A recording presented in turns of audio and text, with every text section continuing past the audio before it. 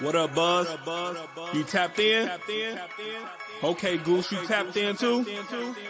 All right, Chicago, y'all tapped in? All right, boys, let's crack 'em. Feel like Mike in the fourth with the ball in my hands and I'm taking a shot. I'm the king in the madhouse on Madison, whether I make it or not. Now the crowd going crazy, they watching the play and I'm watching the clock. Got my shot in the air and the buzzer go off and I'm watching it drop. This team did things. MJ shot City 6 rings. D-Rose too big, too fast, too strong. History, and we good on that. Put Jilla on the track and we good on wax. 3, 2, 1. Everybody say Bulls on tap. Bulls on tap. Our city pretty and gritty. Benny the bull in the crowd getting hyper and litty. Me, I'm so drippy, it's slippery. Nothing offends me. Banners on banners, we winners. We got the stats in the news. Go and subscribe. Hang out with Buzzy and Goose. Tapping with us, we the truth. Jilla just murdered the booth.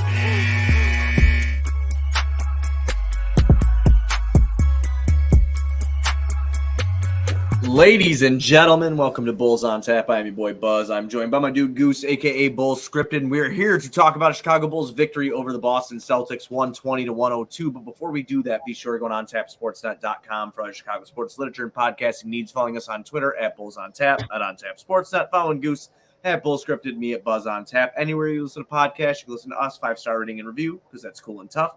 If you're watching on Twitter or Facebook, go over to the YouTube, just type in youtube.com, type in On Tap Sportsnet, hit the subscribe button, hit the little bell, and then every time we go live with a postgame, whether you're happy or sad, you can live with us and do that, and it's really awesome. So you should just fucking do that because it's cool. Let's get into this shit, dude. Oh, the start where you deflated.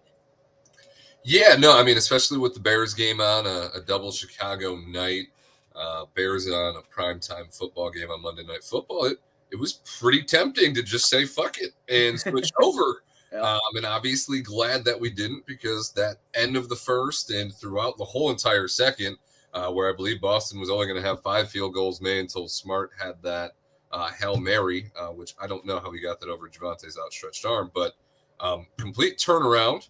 Probably one of the most eventful regular season games you'll see. You had a head coach get ejected in a double tech in the blink of an eye. Had a player get ejected for making White got ejected, didn't he? with the referee. All around, just a very kind of bizarre game. But the Bulls came out on top, and that's all that matters. Yeah, I want to start in the first quarter. So our last show, I dogged Pat real hard. And I know this isn't going to look good if you look at the box score. Now, if you took time to watch the game, I don't know how you feel, and I want to give you the floor to this when I bring it up, but listen, man, he ran out there with conviction. He set screens for DeMar. He was putting his body on the line. He was hustling on both ends of the court. He was trying to be aggressive tonight. And I feel like, hey, man, I'm not dogging him for a 2-for-7 performance, because he really did look for his shot, and it wasn't just bullshit shots. He really did look for it, and he was really trying to assert himself. I mean, we were getting our asses whipped, and his eventual replacements within the game itself led to the run that we went on to kind of make things happen. But in 15 minutes, 2-for-7, 4 points, 3 boards, 1 block. Again, it's not a sexy stat line, Goose, but there was a little aggressiveness there, and that's what I dogged him on. I didn't dog him on talent last time. I dogged him on the mindset and the aggressiveness, and I felt like he at least tried to do that a little bit tonight. I don't know. I feel like your guilt is getting the best of you, and you're giving Patrick. You think I feel bad? I think you feel bad. Why you got to do that, man? I'm trying to be an analyst here. I think you said that you're going to put him on ice, and you're feeling a little guilty. And while I do think we saw a more aggressive, more attentive Pat, we also didn't see Pat for the remainder of the first half. He played 6 minutes in the first half, Goose. And I do think a lot of that is because Jason Tatum scored 15 points in the first 8 minutes of the game that Pat was on the floor. Once again, Pat's primary matchup torched Pat. The man cannot get around a screen. He's put in a pick and roll situation, and he's dead as a doorknob as soon as he hits the body. And it's tough to watch. And unfortunately, Javante is the complete opposite. That dude will literally run through somebody's human anatomy to get through a screen and be on the other side of it by the time they're putting up a jumper. And that difference is rough, because what Pat's supposed to be able to hang his head on is his defensive versatility in that side of the ball, where he's supposed to make up for our stars and where they lack, while, forfeiting his abilities on the offensive end to play make and be a more ball dominant player. So I think anybody and everybody can agree that Pat's situation in the starting lineup just isn't ideal. Like, you're being asked to be a defensive stopper. They're asking you to stop Jason Tatum, and you're not really getting the offensive touches that you deserve, and you're really not capable of playing either of those roles. So it is really hard to sit here and continue to dog a 21-year-old who we simply just want to see more out of.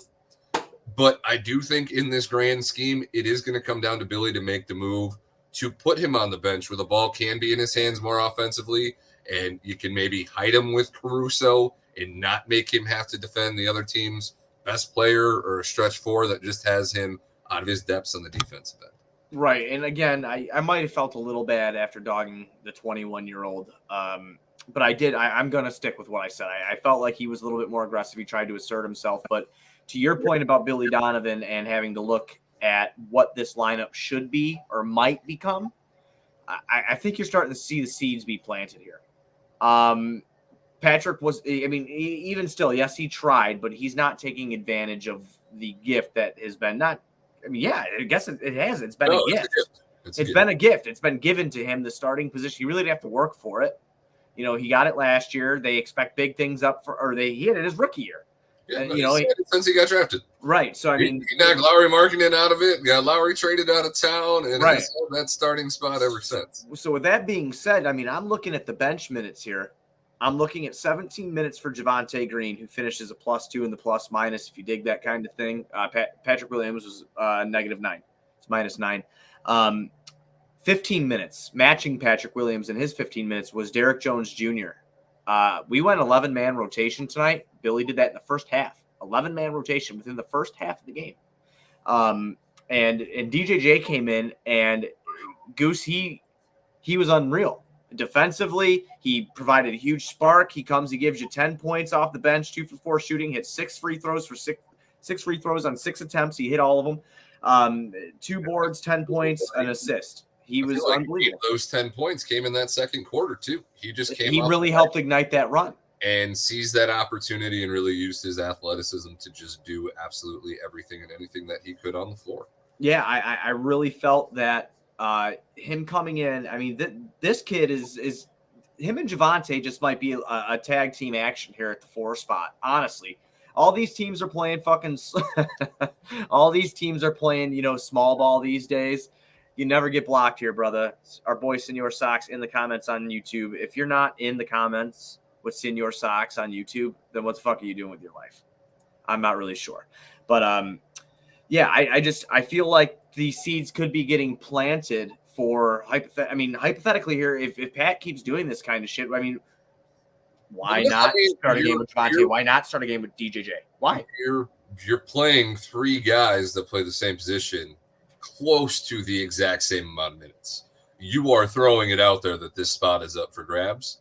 I was genuinely shocked to actually see Pat in the starting lineup again tonight. I was too. I didn't think the way Pat walked out to be in the starting lineup, Pat looked a little shocked or even kind of defeated that he was being put back in the starting lineup after kind of having that awkward withdrawal from the rotation in the last game. Right. And then once again, encountering that tonight. So I'm curious to see what his comments in the post game were. Yeah, I'll be watching that pretty closely once we finish up here to see how he's handling this. Are we putting Pat in Kobe White territory where we are playing with his mental and his confidence too much to where you just simply can't do it? You need to commit to either putting this guy on the bench because it's best for him in his opportunity and his growth to showcase what he's capable of with the second unit away from 3 all-stars, because we hear him continually saying in these post-game pressers how playing with all-stars is really hard. You're catering to them, and then it's hard to get yours. And he's really bought into that mentality. And because of that, the best move for him is to go to the bench. Yeah, but he's getting outperformed by people that are bench warmers already. So, what are you going to do? Look at Kobe White. Kobe White is supposed to provide us what off the bench, Goose? Score. Kobe White didn't score tonight, and had 9 minutes played. That's it. He played 9 minutes. That's it. I mean, I'm seeing it turn within Billy Donovan here. I think this might have been situational matchup wise. We were destroying the Celtics on the glass. I know, but we needed scoring so much. I was so surprised, at least within the first quarter going into the second quarter to ignite that run. And I was just surprised to see it was Dragic and Caruso out there with Zach. The Dragon has looked good. And Drummond. I mean, I was just like, and I think it was Javante. No, it was DJJ for a little bit, then Javante.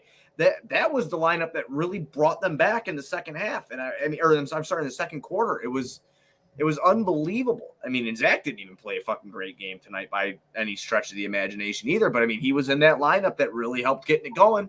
No, he had a great third. He kind of capped off the lead here, just threw in those extra daggers to put this game out of reach that ended up leading to Boston throwing in the white flag early into the fourth there. So I don't want to say Zach had a bad game, but I definitely felt like his start to the game was nowhere near his first game. Came out explosive and scoring at will in the first game. Tonight it looked forced, a little rushed, a little uncomfortable. And there was a couple of decisions, especially to close that first half, where he went way too early when the Bulls had the clock to have the final possession, and that allowed Smart to get that banked-in miracle three. Right. Which, could have very easily stolen the momentum out of this game. Luckily, it didn't. But Zach definitely had more of a mediocre, I'm finding my bearings kind of game, as where last game it was like, dude, this guy's back already. Right.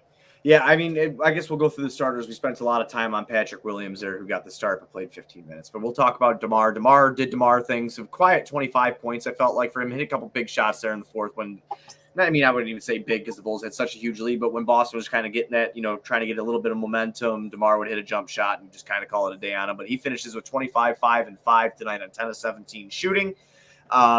Zach LaVine, 5 for 15 tonight in 32 minutes, 3 for 5 from downtown, 6 for 7 from the free throw line. He had 19 points, 2 rebounds, 2 assists, 1 steal, 1 block. Birthday boy, Nikola Vucevic. I was really open for that 2020 game. I was really open for the 2020 game. We didn't get it, but hey, it's cool. Birthday boy had a pretty fun game. He had 18 points tonight. He had 23 rebounds and 5 assists for Nikola Vucevic. And I gotta toss this guy out there, man. Our boy, Io. Really rebounded here. I think the best thing about this is the whole game. I'm going to read the stat line to everybody. If you did miss the game, if you were watching the Bears and you're listening to this, after the Bears game or tomorrow morning on your commute to work or whatever. But Io went 9 for 10, 4 for 4 from downtown, had 22 points, 2 assists, 6 rebounds, and a steal.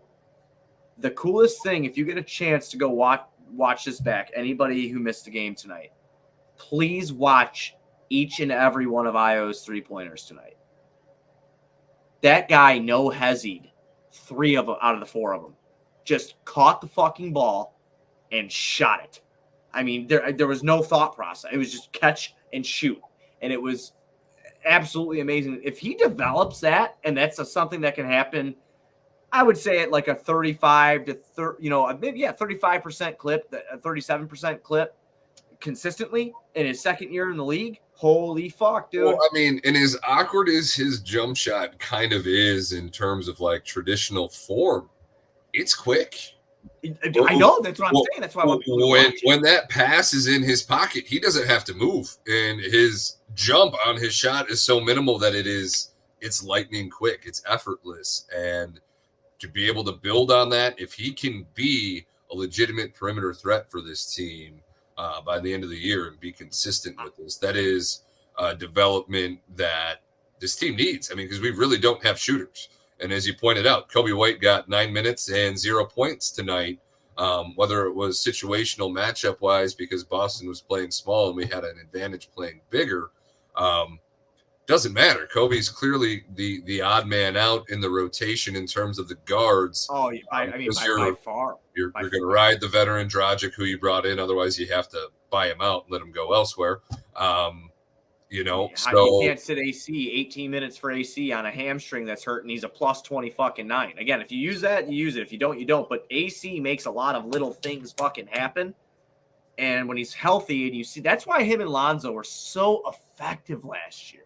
Well, Like this team needs to be fully healthy to go. I mean, if you take a cog out of the machine, there's no replacement cog for it. I truly believe that. You need to be fully healthy here. But to your point with Kobe, this guard situation, that's why he's going to have a hard time finding minutes, because if he can't score, he can't be out there.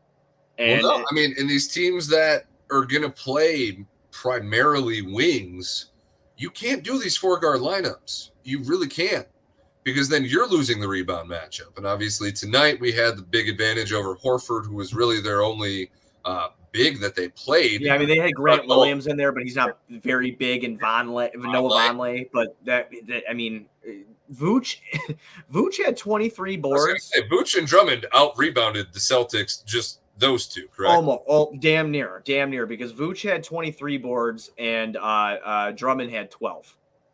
So that's 35. What do the Celtics have? 44. 44? Okay. So 9 short of do you know what the Bulls had totally tonight? Total for rebounds? 62. Oh my God, you were close. 60. Okay. Yeah, 60. Yeah, they had 60 boards tonight, dude. 60 boards, 29 assists. Well, I felt like they had more than 4 steals. I guess not. And they had 6 blocks. But yeah, I mean, they played a really good game tonight. I mean, that start was absolutely fucking brutal. One thing I do want to mention to you, and something we're going to have to keep an eye on, you know how this NBA world is these days, but dude, they shot 10 for 21 from 3. That they only took 21 threes, which is below last year's average. Boston took 48.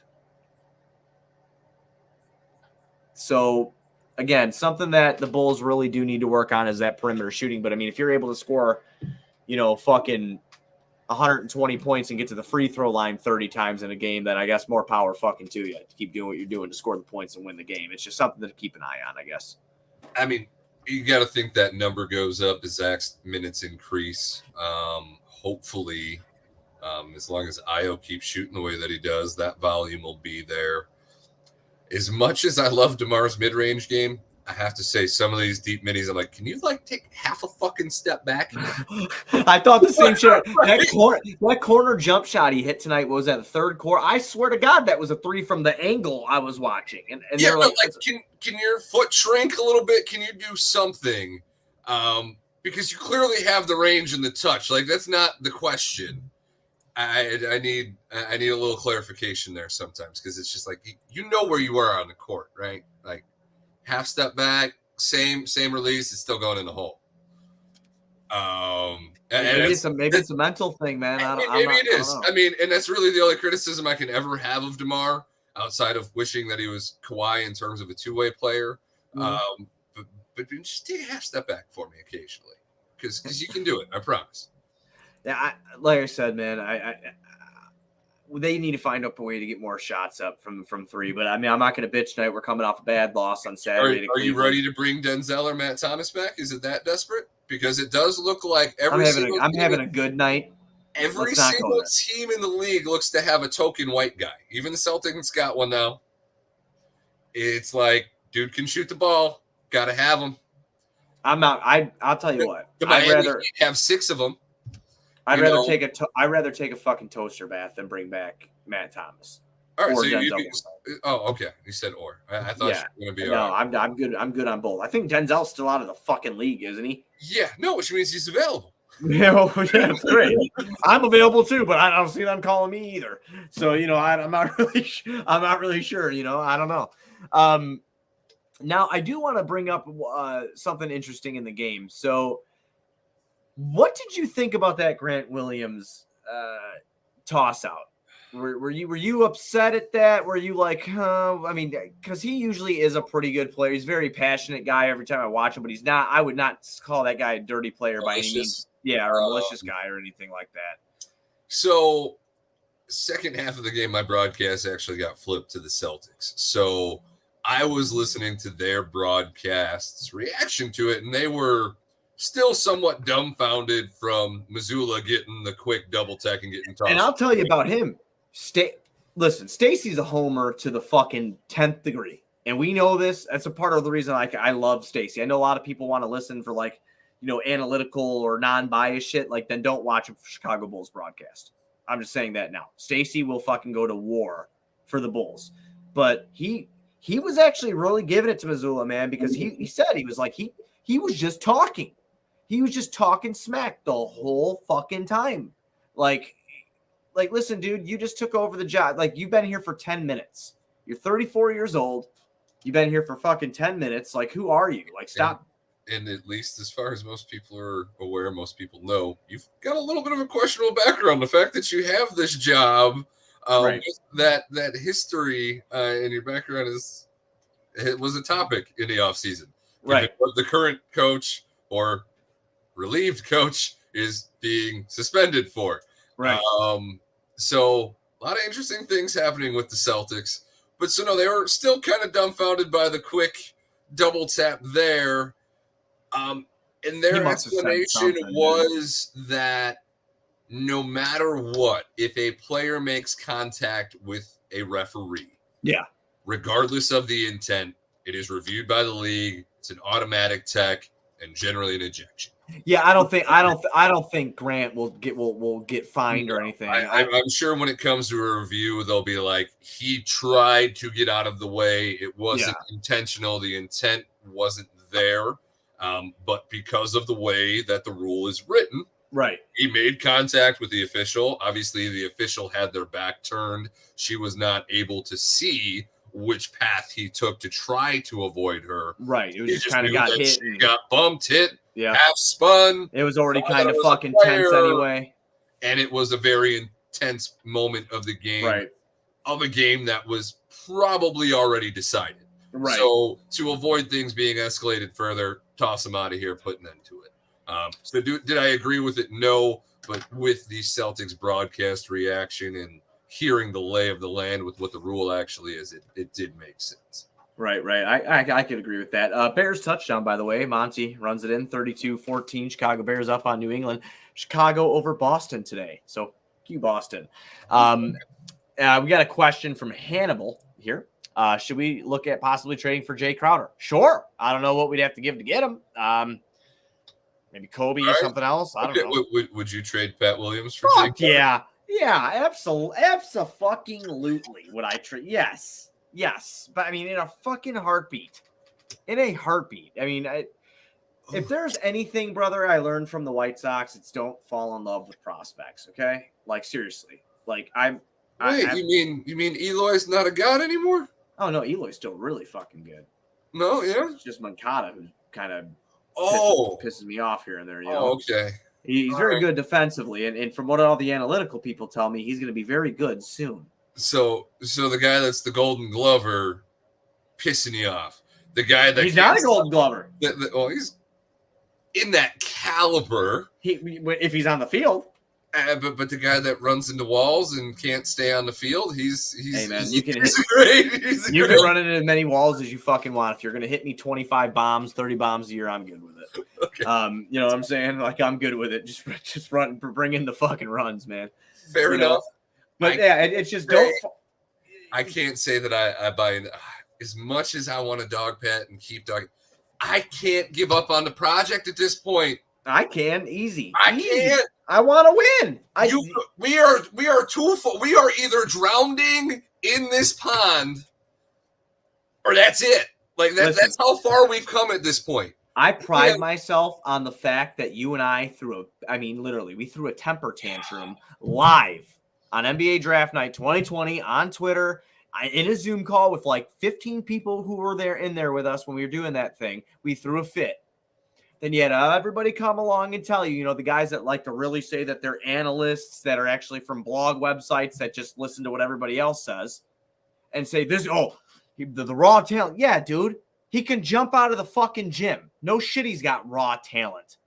I can't jump over this fucking chair right here, but I mean, yeah, he's got a ton of raw talent, no doubt about it, but he can't put it together on the court. And you're now seeing that 10 fucking fold. There is no excuse for Pat Williams this year. I don't want to hear one more time that he's fucking 21. When I was 21, I had a house. I was working full time on the fucking railroad all the live long day. I don't want to hear about it. He plays basketball. I don't want to hear about it. I really don't. You He know, spent the whole 3 offseason. years into your permanent profession, you can't really have. He spent the whole offseason with DeMar DeRozan and his teammates to build chemistry, to get the workouts in, yada, yada, yada. And here we are. Like I said in the beginning of the show, I am very glad he asserted himself in that first quarter. The shot wasn't falling. He was kind of getting cooked when he was assigned to Tatum. Yeah, I understand that, but I did like the aggressiveness. Guess what? The aggressiveness wasn't enough for his head coach because he sat him in favor of Javonte Green and Derrick Jones Jr. So if I had the opportunity, if you say, oh, I mean, I don't know what the salaries are, I'd have to go into the shit and look. But Javon or fucking Kobe. I'm pretty sure that Pat's third-year salary is pretty comparable to Jay Crowder's like $8, $9, $10 million kind of deal that he's on currently. So that would be a pretty fair, even swap in terms of the salary. I just don't know that I feel confident enough that Jay Crowder makes us a legitimate contending He probably team. doesn't, but like at least I'm not going to be pissed off. At least he can play defense. You want the defense. You just said that earlier. At least he could do that. I want to have a future too, Buzz. We talked about this quite a bit already. We're 4 or 5 games in. I'm sorry. You want to. I want a future. And what has sold you on Patrick Williams being Nothing. anything apart? Okay, nothing. Nothing. But Nothing. I know that Vooch and DeMar are not part of any future at all. That's fine. I know that Pat's not. So we got Io, and we got to hope that Dalen Terry's the dog that we think he is, and he ain't going to get no playing time anytime soon. Like, they'll have some money to spend in a couple of years. They got some, I mean, hey, you'll be able to fucking go into free agency. Maybe something happens. The NBA is constantly evolving and changing with these rosters, dude. Like, I am not sold enough to be like, I am so scared of the future that I would rather keep Pat. Like, honest to God, if I got a phone call, if I'm the Bulls GM right now, okay, if I'm Arturas Karnisovas or Mark Eversley, and I get a phone call and they go, yo, Buzz, I'm like, what a do, playa? And they're going to go, hey, I got fucking a gallon of 2% milk and mega stuffed Oreo family size for Patrick Williams. Would you do that? Yes. And twice on fucking Sunday. Done. That quick. That quick, dude. I don't know what he is, and we're competing right now. I can't have him out there. So he's losing playing time to people that don't play. He's losing playing time to a guy who got thrown in for free. That's why we should put that on a t-shirt. You're the one who coined that.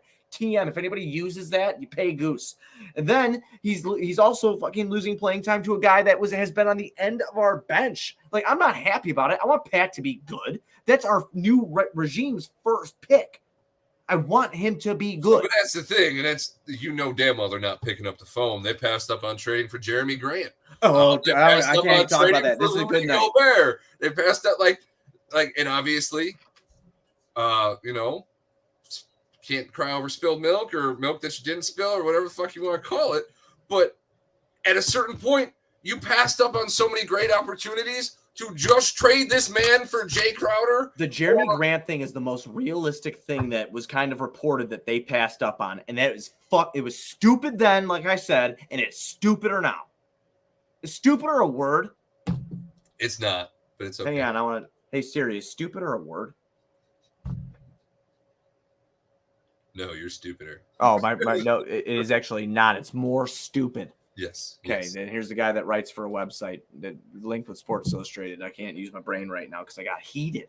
I got heated. I don't like that. We won tonight. You're making my face turn red. You see, I'm fucking flushed. Look. I got irritated. I do. I hate it. I don't want to talk about it anymore. Jeremy Grant. He could have been our power forward right now. Yeah, that does hurt. Yeah, that sucks ass. But anyway, this is a good night. We won. Okay? We won. We beat Boston. We beat a championship. We beat the Eastern Conference champs. We have beat the Eastern Conference champs. And given how our season went last year against top contending teams in the East, we're off to a pretty goddamn good start, aren't we? Hey, listen, we're 2-2. Our next game is against the Pacers. And what day is that on? That is on the 26th, which is Wednesday. So we're playing the Pacers at home on Wednesday. The Pacers are currently 1-3. I do want to tell you who their leading. Do you know who their leading scorer is over there in Indiana right now? Halliburton. Oh yeah. Yeah. You know what draft he was drafted in? Patrick Williams draft. Yeah, it's 2020. Yeah. Yeah, he sure was. That's one that I cannot claim that I was very high on. His jump shot release coming out of college scared the shit out of me, and he is a prolific 3-point shooter. So he's got the Lonzo Ball thing going on where screw what the shot looks like. It goes in the hole. Let it be. You want to hear his number? I don't really think I do because dude, you're just gonna turn flush again. I know. I'm getting mad. Talk about how shit Pat is. I gotta say, dude, he's averaging in 3 games, 31.7 minutes. He's shooting 50% from the field, 41% from downtown, 95% from the free throw line. He's averaging 26 fucking points a game, 2 steals, about 10 assists and 4 boards. And the Kings traded that man for Domantas Sabonis. Yo, man, you can't fix stupid. Okay, if there's one fucking franchise that makes the Bulls look absolutely amazing, it's the Sacramento Kings. What?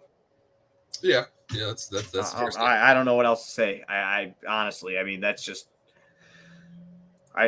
that kid's he's a star. Of course, he's got to be in the fucking Central along with Jaden Ivey and Cade Cunningham and shit. We got to worry about these guys, but don't worry, our future might have Patrick Williams in it. See, I did it again. Ugh. Now I'm getting irritated again. All right, but anyway, we're playing the Pacers, who are 1-3. They are clearly in a rebuild right now. Miles Turner tweaked his ankle, so he's been out, and he is typically, I think you would agree with this, he usually hurts the Bulls when he plays. Miles Turner didn't tweak his ankle. They're tanking, and he's been trade bait for like 3 years. That's very true. So we basically we're going to be facing Tyrese Halliburton and Buddy Hield, and then everybody else they have is a bunch of I don't really give a fuck about. So never take anybody lightly. Come out and try to win the game. Oh, yeah, exactly. That is our next matchup. We're allowed to look at the Pacers that way. The Bulls are not allowed. No, they want. I want the Bulls to look at the Pacers like the 2012, 2013 Miami Heat. Unfucking stoppable. You can't beat them. That's how I want them to look at Indiana and just go out there and steamroll the piss out of them. That's what I want. Yeah, this is very much a show us what you're made of. Don't mess around. Don't let this team hang around, and put them out so we can get on to the next one. I want a convincing win against a subpar team. In the beginning stretch of the schedule, we're not going to have too many of these games where it's really a gimme. I love how they were bitching about the schedule too. Yeah. You were like when you said in our preseason show, like about how that schedule is kind of bullshit. Like it really is. It's bullshit. That's a tough fucking schedule, man. That's a tough schedule. Yeah, we get 2 semi-easy games with the Spurs and Indiana next, but the Spurs aren't playing like a team that's tanking either. You got you got the Jazz and the Spurs that are supposed to be tanking for Victor, and they're just going ham on teams. Oh man, Lowry Markkinen. I know our boy Chai sports fans watching the Bears right now, but our boy Lowry Markkinen over in Utah, people that haven't been keeping up, you better go check out some highlights right now. Hey, I'm gonna get those thousands of dollars worth of rookie cards I got laying around up on eBay while I still got a chance to get something for them. I don't blame you. I don't fucking blame you one bit. Well, I guess we'll see everybody on Wednesday. You have any parting words before we get out of here for the night, man? After this Bulls win? Billy, use your balls. Be decisive. Stop playing with Patrick Williams. Put him in the spot that he belongs in. Do what's best for the team and what's best for Pat. And stop tiptoeing around what we all know has to be done. Because the first 8 minutes of this game showed us exactly what has to be done.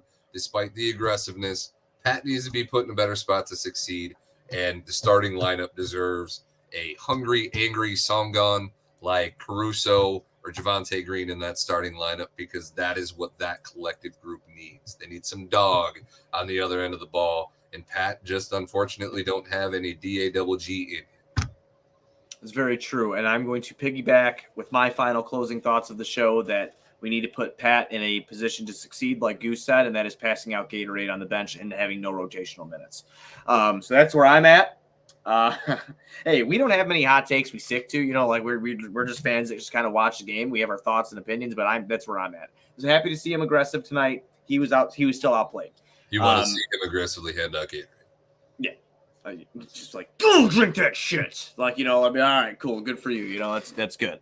But I don't have anything else, man. So we'll see everybody on Wednesday. Please be sure you're going on tapsportsnet.com for all your Chicago sports literature and podcasting needs. Following us on Twitter at Bulls on Tap and on Tap Sportsnet. Go to the YouTube on Tap Sportsnet YouTube. Hit the subscribe button. Hop in the comment section with us. And yeah, I guess one more closing thought. Chicago is greater than Boston. Bulls win. Bears for sure winning this game. Awesome shit. See everybody Wednesday. Let's go Bulls.